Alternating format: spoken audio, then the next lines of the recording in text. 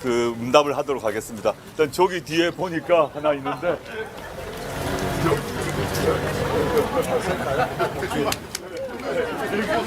나중에 제가 드릴게요. 여기는 3년도 길어요 2년으로 해달랍니다. 네. 3년 구원해달라고 하시네요. 구원해달라.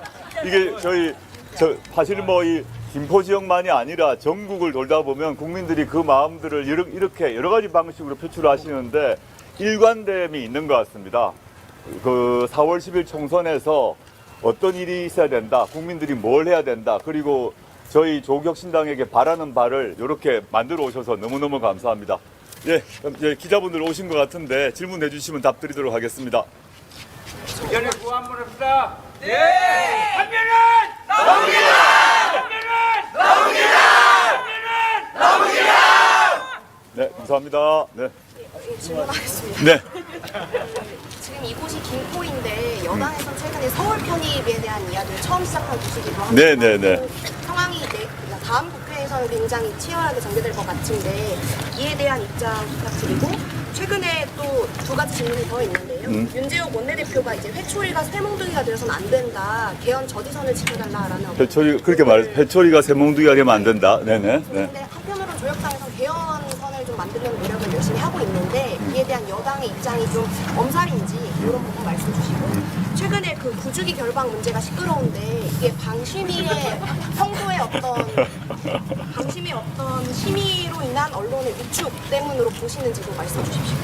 세 가지 질문하셨는데 차례차례 말씀드리겠습니다. 김포권 관련해가지고 기억나시겠습니다만은 한동훈 비대위원장이 차례차례 여러 가지 말을 합니다. 맨 처음에는 김포를 서울에 편입하겠다고 약속을 했습니다. 근데 당시에 그 김포가 서울에 편입되려면 매우 복잡한 법적 절차가 필요합니다. 그 지역에서 그러니까 서울시는 서울시대로, 김포시는 김포시대로 결의를 해야 됩니다. 이 절차를 거치지 않고 합해질 수가 없어요. 모든 걸 일단 절차가 있는데 그 절차가 전혀 없이 비대위원장이 결정할 수가 없습니다. 그리고 국회가 결정할 수도 없습니다. 김포시를 서울로 편입하는 것을 국민의힘 비대위원장이 한다고 할 수도 없고 또 국회에서 결정하는 수 없어요. 유일한 방법은 국회에서 무슨 특별법을 김포를 서울로 편입한다는 특별법을 만들어야 되는데 그런 법 만드는 건 사실상 불가능하거든요. 일단 그 말 자체가 첫 번째 거짓말이었다고 생각합니다. 그 다음에 두 번째, 네네, 제 말, 예. 너무 센 말씀을 하신 것 같아서. 두 번째는 막 비판이 있었습니다. 제가 지금 말한 것처럼 법적으로 안 된다, 절차 문제 안 된다 했더니 한동훈 비대위원장이 뭐라고 했나 하면 이 꽃이 목련꽃이 필 때쯤 김포는 서울이 되어 있을 것이다 라고 말했습니다. 지금 목련은 폈을 뿐만 아니라 졌습니다. 지금 벚꽃이 피어 있습니다. 물론 이에 대해서 기자분들이 저는 촘촘히 물어야 한다고 생각이 듭니다. 아니 벌써 목련 졌는데 무슨 얘기냐, 아무도 안 물었어요. 저의 추측으로는 그렇게 물었으면 이렇게 얘기했을 것 같습니다. 잠깐만요. 예. 이렇게 얘기를 한동훈 비대위원장은 그분이 아주 말재주가 많으신 것 같습니다. 이렇게 말하셨을 것 같아요. 저는 2024년이라고 말한 적 없다고. 그렇게 빠져나갔을 것 같은데 묻지를 않으셨어요. 답을 안 하셨습니다. 그 다음에 가장 최근에 뭐라고 그랬나 하면 한동훈 비대위원장이 김포는 사실상 서울 아닙니까? 라고 했습니다. 세 단계입니다. 이게 저는 김포 시민과 서울 시민을 우롱한 발언이라고 생각하고 있습니다. 맞습니다! 저는 김포와 서울, 김포 시민이 갖고 있는 불편한 등이 있을 것이라고 생각하는데 그 문제는 다르게 풀어야 되는 것이지 김포를 서울로 편입한다? 법적으로도 사실상 매우 어렵고 사실상 실제 정책에 있어서도 매우 힘든 것들을 이런 식으로 말을 하는 것은 김포 시민에 대한 기망이라 생각하고요. 결국은 그 한동훈 비대위원장이 자백을 했다고 봅니다. 김포는 사실상 서울입니다. 이 말은 못한다는 얘기를 한 거죠. 두 번째 질문이 아까 제가 헷갈렸습니다. 예. 그 개헌 얘기죠. 이제 윤재옥 원내대표 또는 어제 같은 경우는 강릉의 권성동 그 의원이 갑자기 강릉에 있다가 서울에 올라와서 긴급 기자회견을 했고, 또 나경원 의원도 갑자기 긴급 기자회견을 했습니다. 그러면서 개헌 저지선 운운하면서 얘기를 하는데 두 가지라고 생각합니다. 첫째는 이제 많이 긴장한 것 같습니다. 국민의 심판이 다가오고 있음을 알고 있는 것 같습니다. 그 전까지는 국민 앞에 군림하고 국민 앞에 오만하고 건방진 태도를 계속 보이다가 국민의 분노가 드디어 임계점을 넘었다는 것을 드디어 안 것 같습니다. 그래서 이제 그거를 드러낼 수밖에 없었던 상황이고, 그러면서 또 한편 개헌 저지선 운운하는 얘기는 이거는 엄살이라고 봅니다. 자기들이 살아나기 위해서, 즉 심판을 받지 않기 위해서 개헌 저지선 운운한다고 생각하고요. 세 번째가 아까 복면가왕. 복면가왕. 예. 뭐 다들 아실 것 같은데. 저도 어제 그 얘기를 듣고요, 실소를 금할 수 없었는데요.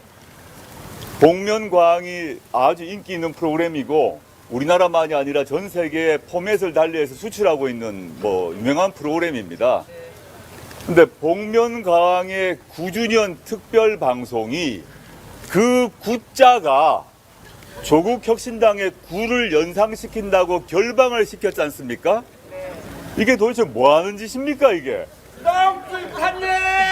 이게 우리나라 국민들을 뭐로 하는 것인지 정말 전 한심하고, 그만큼 조국혁신당이 신경이 쓰이는 것입니까? 맞습니다.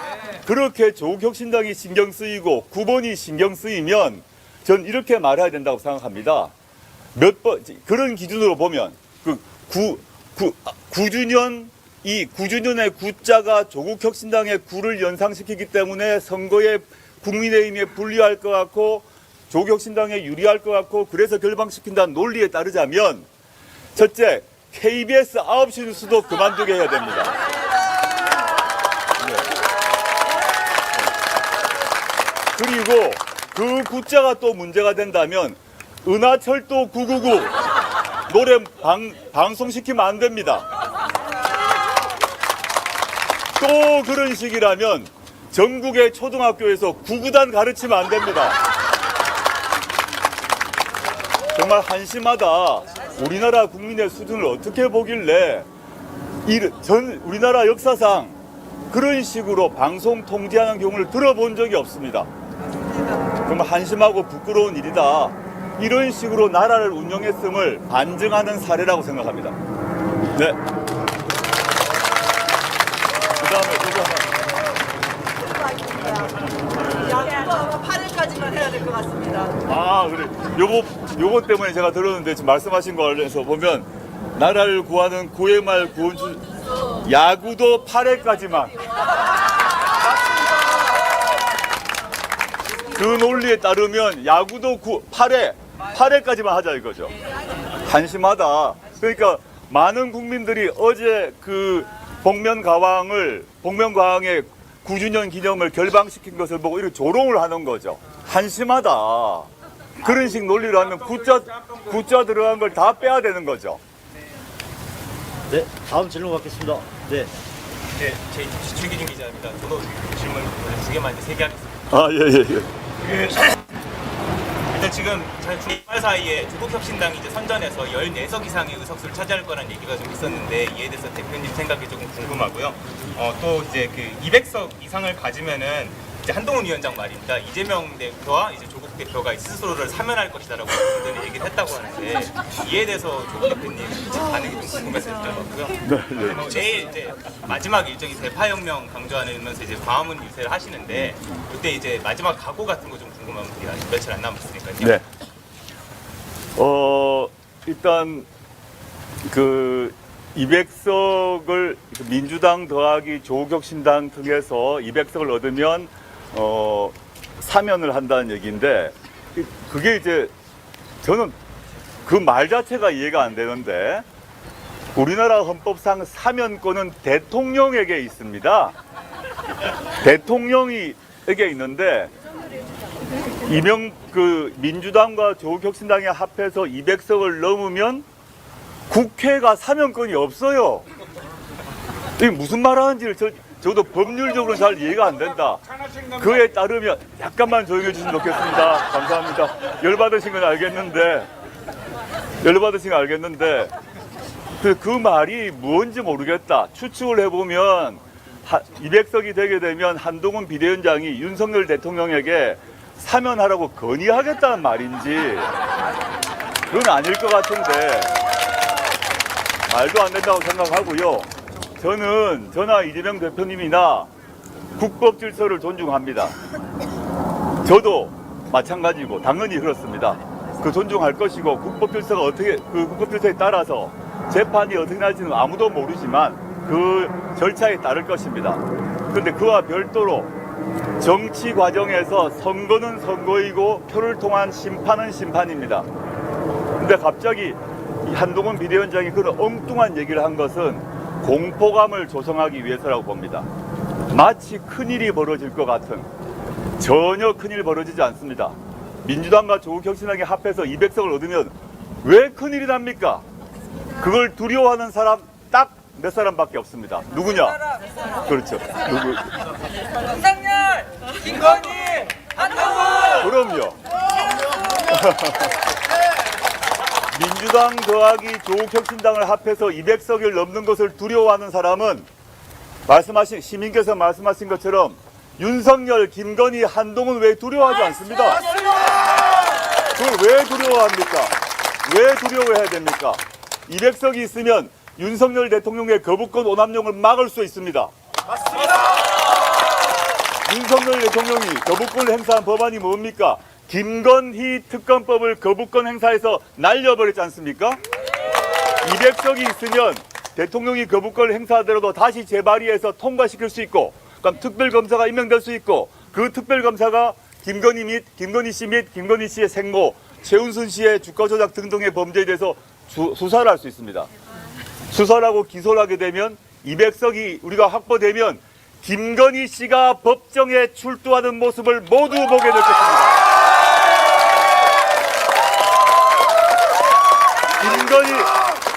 김건희 씨가 법정에 기소되어야만 출석합니다. 법정에 출석하는 모습을 두려워하는 사람이 우리입니까? 아니야! 그렇게 답드리고요. 아까 답을 다 드렸던? 목표 의석수. 목표 의석수 말씀드렸군요.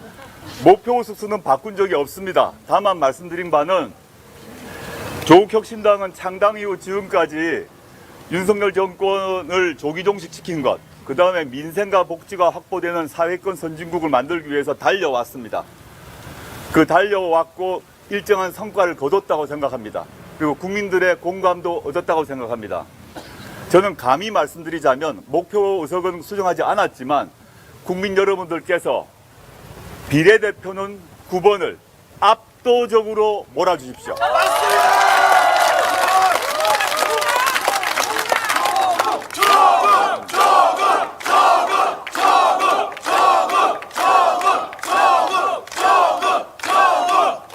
압도적으로 비례대표 9번을 찍어주신다면 저희가 지금까지 유지해왔던 기세 그대로, 저희가 창당 이후 지금까지 유지해왔던 그 기세 그대로 4월 12일 이후에도 달려갈 것입니다. 저희가 목표했던 그 목표를 이루기 위해서 절대 좌고우면하지 않고 직진할 것입니다.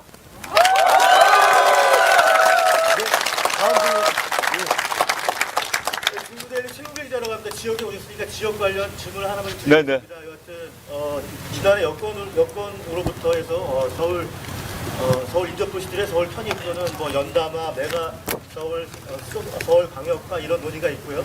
그다음에 또 김동희 경기지사도 본인의 공약사항인 경기 북부 특별자치도 또는 경기도 북도 남도 분도 정책을 추진하고 있습니다. 지금 수도권을 중심으로 행정구역 개편에 대한 논의가 지금 있는데요, 사실. 네네. 그것에 대한 조 대표님의 입장이나 이런 게 있으면 말씀을 부탁드리고요. 또 하나는 다른 당 이야기긴 하지만 국민의힘 한동훈 비대위원장이 요즘 입이 거칠어지고 있는데 쓰레기통 뭐 같이 이렇게 이런 말을 하시는데 총선 이후에 그분의 거치나 위치가 어떻게 될 거를 보시는지 한번 부탁드리겠습니다. 저희 한번 바꾸고 하겠습니다. 좋아, 좋습니다.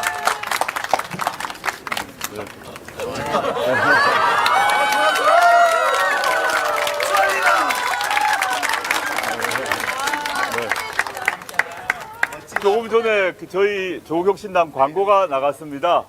세 번째 광고 맞죠? 한 시간 전에 새로운 광고가 나갔는데 그 광고 마지막에 보면 요게 육성으로 제 목소리가 들어있는 것 같습니다. 예. 일단 여기 질문부터 답하고 하도록 하겠습니다. 예. 지금 말씀하시던 수도권 전체 행정구역 개편 문제가 여야는 물론이고 그리고 그 야하 내에서도 의견차가 좀 있는 걸로 알고 있습니다. 같은 민주당 소속이지만 김동연 지사님 생각하고 이재명 대표님 생각하고 일정한 차이가 있는 것 같고 민주당 내에서도 논의가 이제 시작으로 저는 알고 있습니다. 그 점에 대해서는 저희도 지금 결론을 내기보다는 현재 그 경기도 또 서울 특히 이제 경기와 서울이 거의 생활권이 많이 붙어 있기 때문에 이걸 어떻게 개편할 것인가의 문제는 의견 수렴이 더 필요하다고 봅니다. 그냥 뭐 일도 양단에서 제가 지금 이렇게 하겠다 저렇게 하겠다 말씀드리는 건 성급한 일이다. 이게 워낙 서울만이 아니라 수도권 전체에 살고 계신 시민들의 생활을 완전히 바꾸는 문제라서 신중한 검토가 필요하다. 논의를 할 수밖에 없을 것이지만 지금 결론 낼 수는 없다고 생각하고요. 두 번째 한동훈 비대위원장이 입이 거칠어진 거 보니까 저는 그분 역시 매우 급한 상황 같아. 예. 그리고 뭐 요런 측면이 있는 것 같고요. 그 다음에 지금 원래 사람이 많이 급해지고 궁색해지고 불안해지면 두 가지가 드러나는 것 같습니다. 평소에 교양 수준이 드러나는 것 같습니다. 그래서 뭐 개, 뭐 또 뭐 쓰레기, 뭐 또 무슨 개폼, 뭐 여러 가지 등등의 언어 순화를 좀 하실 필요가 있는 것 같고요. 두 번째 여러 가지 저에 대해서도 각종 비난을 하는데 저는 4월 10일 이후에 특별히 그분이 공적 영역에서 활동을 못 하실 것 같아서 언급을 안 하는 게 좋겠습니다.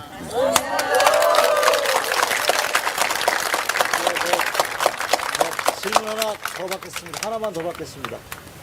질문에 아까 질문 드렸던 것 중에 이제 내일 이제 그 광화문광장에서 대파혁명 의미 강조하신 거 여쭤봤는데 한 번 더 부탁드려도 될까요? 내일 8시죠, 우리? 8시에 마지막 그 일종의 유세가 그 광화문 세종문화회관 앞에 있는데요. 그 내용을 지금 미리 말씀드릴 필요는 없을 것 같고 저희가 이번 선거에 임하는 그 자세, 각오에 대한 얘기는 항상 같았다고 생각합니다. 많은 국민들이 조국혁신당이라는 신생정당에 대해서 왜 이렇게 뜨거운 열기에 어린 그런 응원을 보내주실까 생각을 해보면 지난 2년간 윤석열 정권의 비리와 실정에 대해서 엄청난 분노와 실망을 가지셨다고 생각합니다. 그런데 윤석열 정권이 압수수색, 뭐 체포구속, 온갖 방식으로 겁박을 하니까 시민들이 위축돼 계셨던 거죠. 화가 나고 분노가 치밀지만 아니 이거 내가 당하는 거 아니야? 이런 속에서 위축되어 있으셨다가 조국혁신당 등장 이후 저희가 그래도 앞장서서 싸우다 보니 시민들께서 아, 저 사람들이 대신해서 싸워주는구나 이런 마음을 가지시고 저희를 지지한다고 저는 생각합니다. 맞습니다. 속이 시원합니다. 네. 그래서 그 마음을 그대로 유지하면서 앞으로 계속 마지막 선거 그 일시까지 저희가 운동을 할 것이고 실제 윤석열 정권이 지금과 같은 모습으로 3년 더 간다 그러면 나라가 망하는 거죠. 이게 도대체 무슨 꼴입니까? 이게 한두 번이 아니지 않습니까? 매일매일 우리 모두가 기가 막힌 일들이 벌어집니다.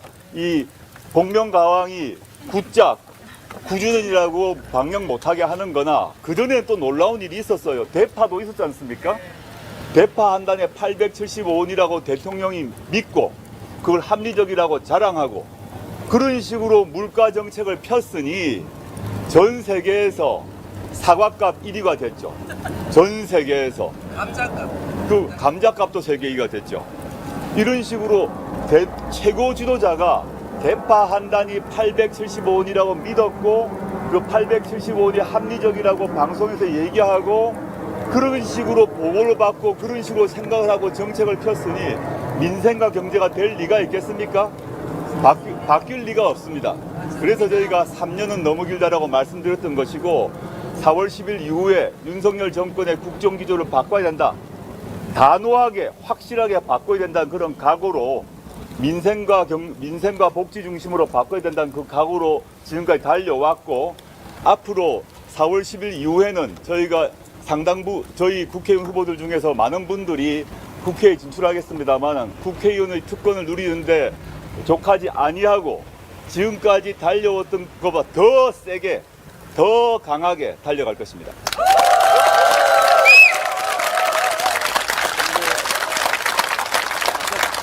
기자님 말씀하신 것 중에 대파혁명이라고 하는 건 당에서 공식적으로 쓰는 워딩은 아닙니다. 저희들 입장은 광화문 대첩 정도가 적당할 것 같고요. 대파혁명은 어떻게 나온 단어인지 저 전혀 모르겠습니다. 언론에서 많이 하시는 것 같아요. 언론에서 그렇게 해석할 것 같은데 당의 입장은 아니라는 점을 분명히 일정이 하겠습니다. 어떻게 되시나요? 예? 일정이요, 오늘 일정이. 오늘 일정은 다 이미 공지가 나갔는데요. 공지대로. 예, 따로 설명을 들으시는 걸로 하시죠. 자, 마지막 질문 하나 받겠습니다. 기자님 질문 좀 부탁드립니다. 아니 이제 저희도 다음 일정이 있어서 일단 그러면 이것으로 마무리를 하고요. 여기까지 오셨는데 그냥 가실 수는 없으니까 기념 촬영을 좀 이렇게 한 3번 정도로 나눠서 4번 정도 나눠서 기념 촬영을 하고 그러니까 이 자리에서 그대로 앉아주시면 이렇게 자연스럽게 하는 걸로 하겠습니다. 저렇게 시작할까요? 예, 여기서 네. 움직이지 마시고 그대로 계시는 게 사진 찍기에 용이합니다. 우리 같이 오시죠. 양쪽 보시고. 예. 저 여기 앉을게요. 예.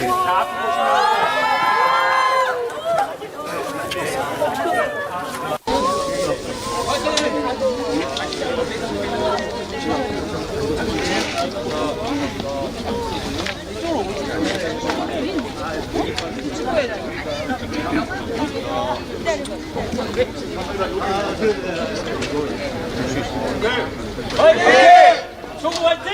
화이팅!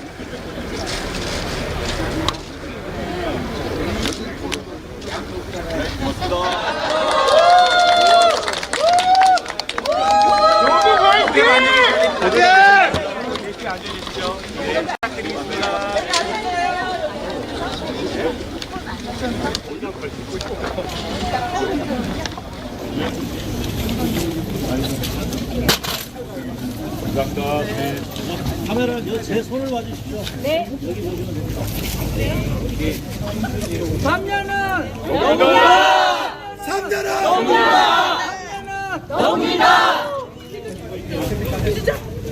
감사합니다.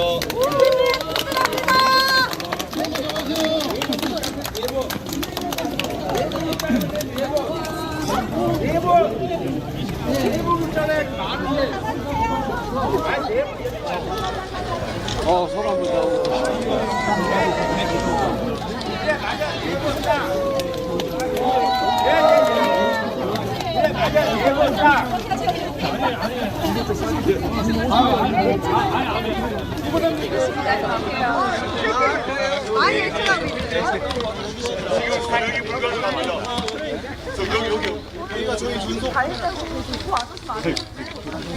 여기. 삼전은 명이야! 명이야! 마무리하겠습니다.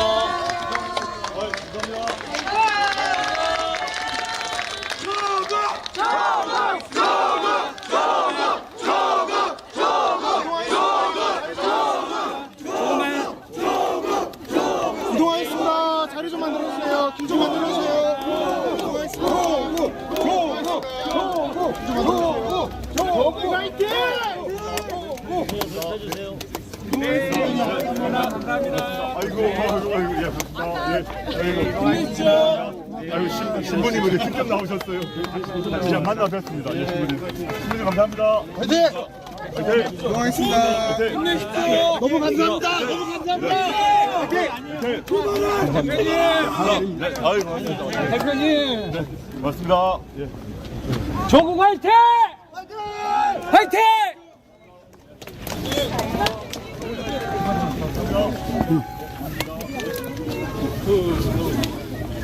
대표님 힘내십시오. 힘내십시오. 자. 조국 화이팅! 화이팅! 화이팅! 화이팅! 앞으로 나오시면은 위원합니다. 네, 그대로 계셔주세요. 네. 화이팅! 조국 화이팅! 화이팅!